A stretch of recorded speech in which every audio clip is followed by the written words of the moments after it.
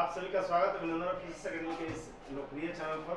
और हम लोग सी टेट 2026 को देखेंगे, महत्वपूर्ण प्रश्नों को देखेंगे, पॉलिटी के महत्वपूर्ण प्रश्नों को देखेंगे। तो चलिए बिना विलंब के इस सेशन को प्रारंभ करते हैं।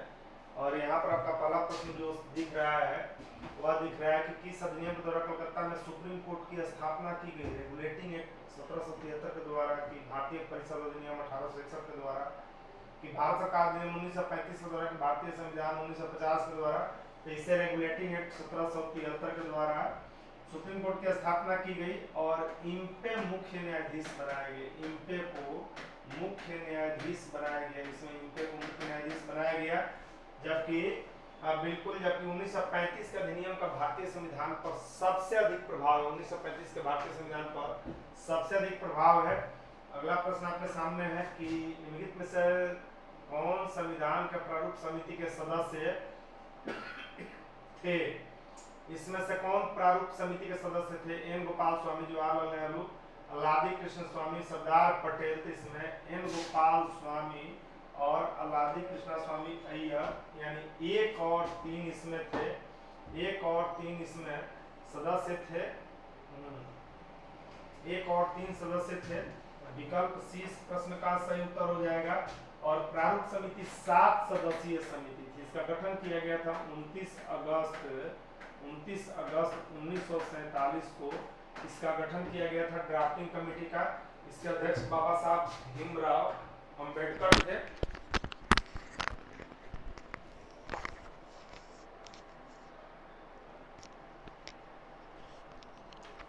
चलिए पुनः एक बार हम इसको ये कर देते हैं, क्योंकि साउंड आउट तक अधूरा पहुंच रहा है। किस अधिनियम के द्वारा कलकत्ता में सुप्रीम कोर्ट की स्थापना की गई? तो यह रेगुलेटिंग एक्ट 1773 के द्वारा की गई। रेगुलेटिंग एक्ट 1773 के द्वारा। और कौन प्रारूप समिति के अध्यक्ष थे? तो एन गोपाल स्वामी और अल्लादी कृष्णा स्वामी अय्यर। अगला कि निम्नलिखित में से किसने भारत के सर्वोच्च न्यायालय में प्रस्तावना को भारतीय संविधान का भाग नहीं बताया था? केशवानंद भारतीवाद की, बेरूवारीवाद की, सज्जन सिंह केस की, गोलकनाथ केस में। तो इसे बेरूवारी केस में जो है भाग नहीं बनाया था, जबकि केशवानंद भारतीवाद में इसे संविधान का भाग माना। विकल्प बी करेक्ट उत्तर है। विकल्प बी इस प्रश्न का करेक्ट उत्तर है। केशवानंद भारती जो है अब तक का गठित सबसे बड़ा कॉन्स्टिट्यूशनल बेंच है। भारत के संविधान में संबंधित कथनों पर विचार करना है। संपूर्ण शक्ति का मूलभूत स्रोत जनता है। भारतीय संघ राज्यों की कृति है। लोक संविधान के, हाँ बिल्कुल, लोक संविधान के जो है, लोक संविधान के अंतर्गत सामाजिक, आर्थिक, राजनीतिक न्याय का उपभोग कर सकते हैं। संविधान सब लोगों को प्रतिष्ठा अवसर की समता के लिए आश्वस्त करती है। तो 1, 3 और 4 इसमें सही हो जाएगा, जो है कि संपूर्ण शक्ति का मूलभूत स्रोत जनता है। और इसमें लोक संविधान के अंतर्गत सामाजिक, आर्थिक, राजनीतिक न्याय का उपभोग कर सकते हैं। संविधान सब लोगों को प्रतिष्ठा अवसर की समता जो है प्रदान करते। विकल्प सी इस प्रश्न का सही उत्तर है। सी इसका सही उत्तर हो जाएगा। भारत एक गणतंत्र है, जिसका अर्थ है कि सभी लोगों में अंतिम अधिकार जनता के पास है। भारत में संसदीय शासन व्यवस्था है। भारत में वंशानुगत शासन नहीं है। भारत में वंशानुगत शासन व्यवस्था नहीं है। क्वेश्चन नंबर 5 का सही उत्तर जो हो जाएगा कि भारत में वंशानुगत शासन व्यवस्था नहीं है। अगला प्रश्न, भारतीय संविधान में कौन सा अनुच्छेद मौलिक कर्तव्यों को प्रतिज्ञापन करता है? तो यह अनुच्छेद आपका हो जाएगा 51 का क। और भाग की यदि हम बात करें तो भाग इसमें 4 क हो जाएगा। और इसमें वर्तमान में 11 मौलिक कर्तव्य। कितने मौलिक कर्तव्य हैं?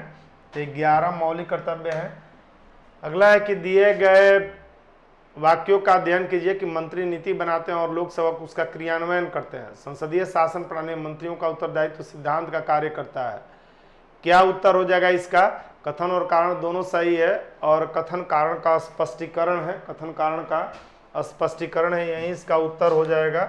अगला प्रश्न आपके सामने यह है कि भारतीय संविधान के विषय में लिखित कथन में से किसका कथन है कि भारतीय संविधान अधिक कठोर और अधिक लचीले के मध्य एक अच्छा संतुलन स्थापित करता है? और यह कहना है केसी वियर का। संविधान विशेषज्ञ केसी वियर ने इसे कहा है। और केसी वियर ने भारतीय संविधान को अर्ध संघात्मक कहा है। भारतीय संविधान को अर्ध संघात्मक इनके द्वारा कहा गया है, केसी वियर के द्वारा। अगला प्रश्न, कि आपातकाल में राज्य विधानसभा की अवधि बढ़ाई जा सकती है? राष्ट्रपति के द्वारा, कि राज्यपाल के द्वारा, कि विधानमंडल के द्वारा, कि संसद के द्वारा? किसके द्वारा यह बढ़ाई जाएगी? तो यह बढ़ाई जाएगी संसद के द्वारा, संसद के द्वारा बढ़ाई जाएगी। और आपके सामने है CTET 2026, इसमें टारगेट बैच ऑफिसर्स अकेडमी ने लाया है और इसमें पेपर 1 आपका जो है 999 रुपये में उपलब्ध है, पेपर 2 999 में। यदि दोनों को परचेज आप करते हैं तो यह 1499 रुपये में, और विषय विशेषज्ञ इस कक्षा को संचालित करेंगे। तो इस बैच से जुड़कर अपनी सफलता सुनिश्चित करें। संसदीय शासन प्रणाली के निम्नलिखित में से कौन सी प्रमुख विशेषता होती है? कौन सी प्रमुख विशेषता होती है संसदीय शासन प्रणाली की? तो इसमें 2 प्रकार की कार्यपालिका पाई जाती है। सरकार का अध्यक्ष प्रधानमंत्री की नियुक्ति करता है, कार्यपालिका का अस्तित्व संसद पर आधारित होता है। सभी इसमें सही है। प्रधानमंत्री की नियुक्ति किसके द्वारा की जाएगी? राष्ट्रपति के द्वारा की जाती है। और भारत में किस तरह के शासन व्यवस्था को अपनाया गया है? तो भारत में संसदीय शासन व्यवस्था को अपनाया गया है। कथन और कारण संबंधी प्रश्न है। राष्ट्रपति संसद का अंग है। संसद के दोनों सदनों द्वारा पारित विधेयक राष्ट्रपति की अनुमति बिना कानून नहीं बन सकता। और दिए गए कथन में से आपको उत्तर चयनित करना है। तो A, R दोनों सही है और R एक का स्पष्टीकरण है। उत्तर आपका सही हो जाएगा, इसमें A सही हो जाएगा। अगला प्रश्न आपके सामने है, वह यह है कि भारत के राष्ट्रपति को किस आधार पर महाभियोग की प्रक्रिया द्वारा उसके पद से हटाया जा सकता है? असमर्थता, सिद्ध कदाचार, संविधान के उल्लंघन पर। संविधान के उल्लंघन पर उसे पद से हटाया जाएगा। और यह महाभियोग अनुच्छेद 61 में इसका उल्लेख किया गया है, अनुच्छेद 61 में इसका उल्लेख किया गया है। और यह अमेरिका से लिया गया। कहाँ से लिया गया है? अमेरिका से राष्ट्रपति को पद से हटाने की यह प्रक्रिया है। लोकसभा के प्रथम अध्यक्ष कौन थे? डॉक्टर राजेंद्र प्रसाद थे कि जीवी मावलंकर थे कि अयंगर थे कि सरदार हुकुम सिंह थे? तो यह जीवी मावलंकर थे। इनका पूरा नाम था गणेश वासुदेव मावलंकर। इनका पूरा नाम था गणेश वासुदेव मावलंकर, इनका पूरा नाम था। भारत के प्रधानमंत्री क्या होते हैं? नियुक्त होते हैं कि निर्वाचित होते हैं कि मनोनीत होते, चयनित होते हैं? तो भारत के प्रधानमंत्री का अपॉइंटमेंट होता है और यह अपॉइंटमेंट राष्ट्रपति के द्वारा किया जाता है, प्रेसिडेंट के द्वारा किया जाता है। और शपथ भी राष्ट्रपति ही दिलाते हैं, शपथ भी दिलाते हैं। ये त्याग पत्र भी अपना राष्ट्रपति को सौंपेंगे। हाँ बिल्कुल। और प्रधानमंत्री देश के वास्तविक प्रमुख होते हैं, समानों में प्रमुख कहा गया है इनको। अगला प्रश्न आपके सामने कि शिक्षा का अधिकार मौलिक अधिकारों में सम्मिलित किया गया। शिक्षा का अधिकार को मौलिक अधिकार बना दिया गया 86वें संविधान संशोधन के द्वारा, और इसे अनुच्छेद 21A में रखा गया, अनुच्छेद 21A में रखा गया। और इसमें कहा गया कि 6 से 14 वर्ष के बच्चों को राज्य निःशुल्क प्राथमिक शिक्षा उपलब्ध कराएगा। और इसी संविधान संशोधन के द्वारा इसे मौलिक कर्तव्य भी बना दिया गया है, मौलिक कर्तव्य भी। और CTET 2026 के लिए टारगेट बैच ऑफिसर्स अकेडमी के द्वारा लाया गया है। इसमें 3 डेमो क्लास भी फ्री है और पेपर 1 आपका 999 रुपये में, पेपर 2 999 में। यदि 1, 2 दोनों आप परचेज करते हैं तो यह आपका 1499 बैच उपलब्ध है। विषय विशेषज्ञ इस कक्षा को संचालित करेंगे, तो जुड़ना ना भूलें। निम्नलिखित में से एक भारतीय संसद के दोनों सदनों के अलग अलग विशेष बहुमत से पारित होना क्या आवश्यक है? क्या आवश्यक है विशेष बहुमत द्वारा? और यह जो है साधारण विधेयक, धन विधेयक, वित्त विधेयक, संविधान संशोधन विधेयक, यह दोनों सदनों द्वारा जो है, दोनों सदनों द्वारा विशेष बहुमत से अलग अलग पारित करना आवश्यक है।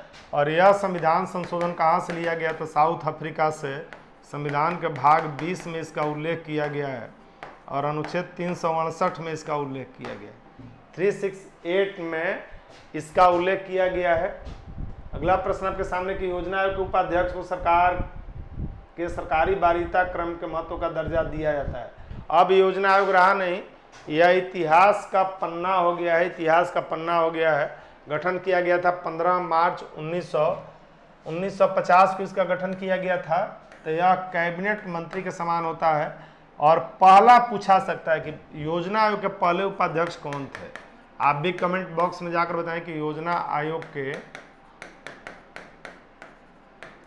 पहले उपाध्यक्ष जो है, पहले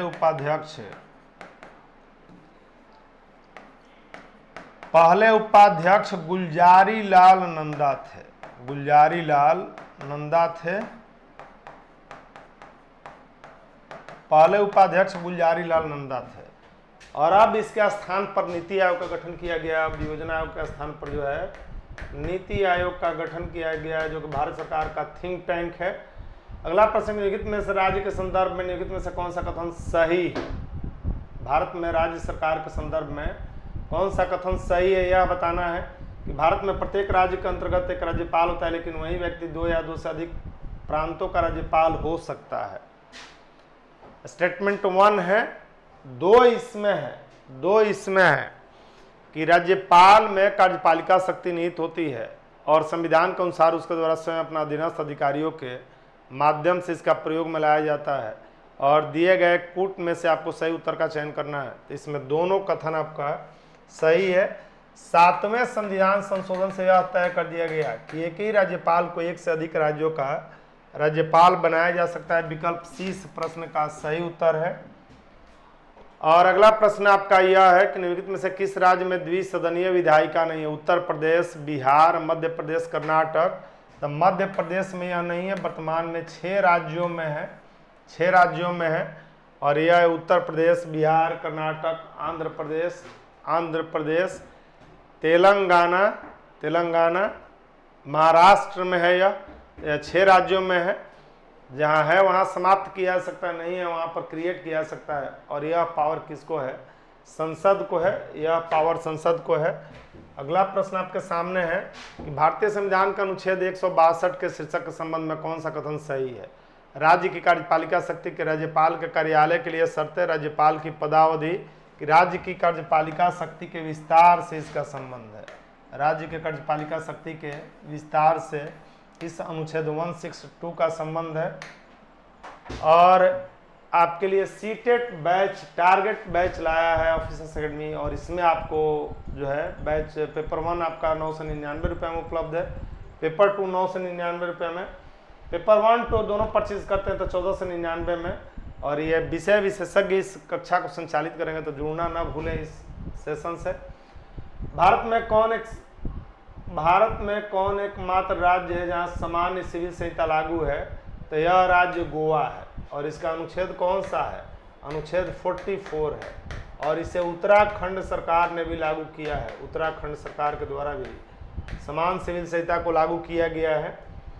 अगला प्रश्न है, उच्च न्यायालय के सेवानिवृत्त जज के पेंशन कहाँ से दी जाती है? पेंशन दी जाती है, खूबसूरत सा प्रश्न, इसका कमेंट बॉक्स में आंसर करें। भारत के संचित निधि से दिया जाता है। जबकि हाई कोर्ट के न्यायाधीश को वेतन दिया जाता है, वेतन दिया जाता है हाई कोर्ट के न्यायाधीश को वेतन जो यह दिया जाएगा, यह राज्य के संचित निधि से दिया जाता है।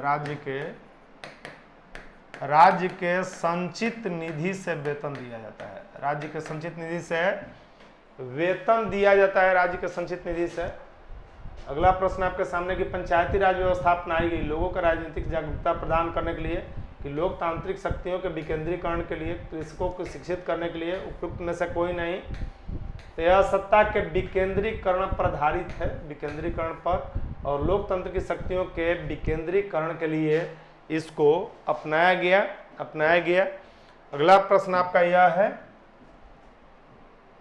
कि सारी स्थानीय शासन के विषय निम्नलिखित में से कौन सा कथन सही नहीं है? वे राज्य सरकार, संघीय सरकार, विश्व बैंक और अन्य अंतर्राष्ट्रीय संस्थाओं से ऋण के लिए आवेदन कर सकते हैं। उनकी ऋण लेने की शक्तियां म्युनिसिपल एक्ट में परिभाषित होती है।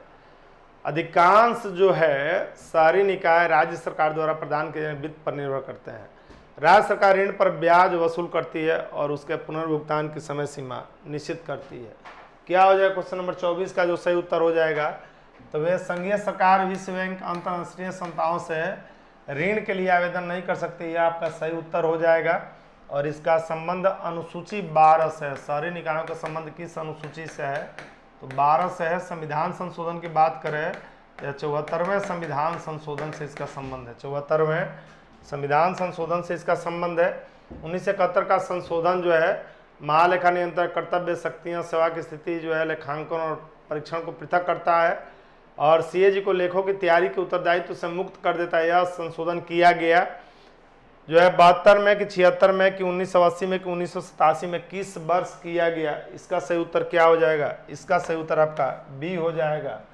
अगला प्रश्न कि राज्य लोक सेवा के संबंध में से कौन सा कथन सही है? सदस्यों की संख्या संविधान द्वारा निर्धारित है। राज्य लोकसेवा आयोग जो है सदस्यों को हटाने का अधिकार राज्यपाल के पास है और राज्यपाल राज्य लोकसेवा के सदस्यों की संख्या का निर्धारण करता है। राज्य लोकसेवा आयोग के सदस्य 65 वर्ष की उम्र तक पद पर बने रहते हैं। दिए गए विकल्प में से क्या सही है? तो राज्य लोकसेवा के आयोग के सदस्यों की संख्या निर्धारित करता है, यह सही नहीं है। विकल्प सी सही है, सही है, इसका सही है। और भारत के महान न्यायवादी के विषय में निम्नलिखित कथनों पर विचार कीजिए। और भारत के राष्ट्रपति द्वारा नियुक्त किया जाता है, उसमें वही योग्यता होनी चाहिए सर्वोच्च न्यायालय के न्यायाधीश की योग्यता हो, उससे संसद के किसी भी सदन में सदस्य होना चाहिए या नहीं है। संसद द्वारा महाभियोग लागू उसे पद से हटाया, 3 4 नहीं होगा, 1 2 इसका सही उत्तर हो जाएगा। इसका 1 2 सही उत्तर हो जाएगा इस प्रश्न का। प्रश्न नंबर 27 का आपका हाँ बिल्कुल 1 और 2 हो जाएगा। और अगला प्रश्न आपके सामने कि भारतीय संविधान के किस अनुच्छेद के अंतर्गत जो है नीति आयोग का गठन किया गया है? तो उपयुक्त में से किसी में नहीं है, गैर संवैधानिक निकाय है। किस तरह का निकाय है? गैर संवैधानिक निकाय है। तो विकल्प डी इस प्रश्न का सही उत्तर हो जाएगा। इसका गठन किया गया 1 जनवरी 2015 को इसका गठन किया गया। और अगला प्रश्न है सूचना का अधिकार मूल अधिकार है कि विधिक अधिकार है कि 1 और 2 दोनों है? तो यह एक विधिक अधिकार है। विकल्प बी करेक्ट उत्तर है। और आज का लास्ट प्रश्न इस सेशन का है कि भारत में संसदीय शासन प्रणाली का आधार किस देश से लिया गया है? तो यह ब्रिटेन से लिया गया है, ब्रिटेन से लिया गया है। तो इसी के साथ यह सेशन यहीं पर विराम लेगा। मिलते हैं नेक्स्ट सेशन में। बहुत बहुत धन्यवाद।